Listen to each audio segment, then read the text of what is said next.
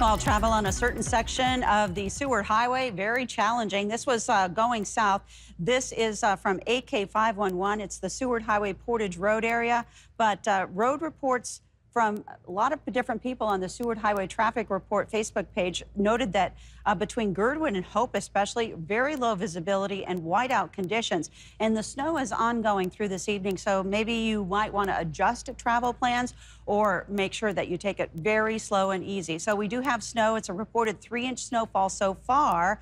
But I want to say that viewer Jim Lieb also mentioned to me a couple of weeks ago that on April 25th of 2008, we got 15.5 inches of snow. So maybe better now than later. So thank you, Jim, for giving us that statistic. We have had some colder air move in, and that is in part what is promoting the snowfall and colder temperatures, especially up toward northwest Alaska. Single digit, even some sub-zero temperatures are in place.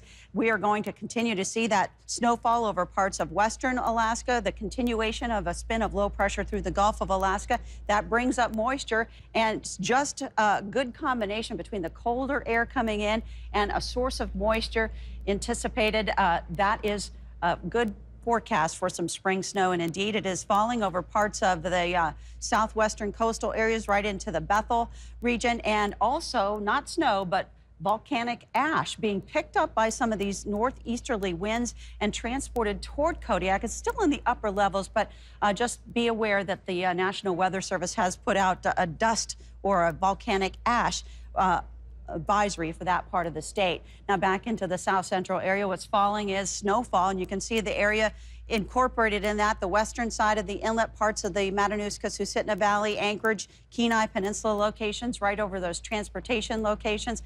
The hot and cold spot for the state was as cold as 22 below in Akasuk, but 51 above in Klawock. Big spread in temperature, which you can also find not only in the springtime, but also in the fall. We have big temperature fluctuations. But these are the high temperatures: 41 at Adak, mid-30s for Unalaska to Cold Bay, 14 in Nome. It goes to the 20s into the interior, but there are those single digits, even sub-zero temperatures from northwest into Alaska to Utqiagvik.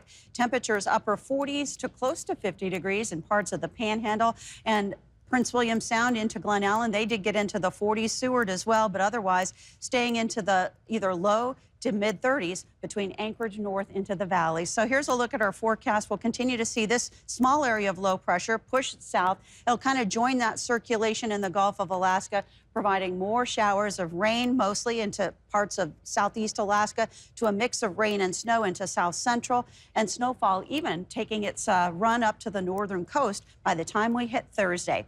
Here's our forecast. Let's get to southeast Alaska first. Widespread rain across the region going into your Tuesday, with high temperatures staying into the 40s, with the exception of Skagway, could get up to 53 there, about 30s for daytime highs in most sections of the interior Alaska from Fairbanks to Fort Yukon and Delta Junction, 26 in Healy, but 40 around Tok. Back into the northern section of the state, this is where we'll find the coldest temperatures, to 12 to 15 below between Utqiagvik and Wainwright. Sub-zero temperatures even for Deadhorse and Anaktuvik, but it does go to 11 above in Anaktuvik tomorrow.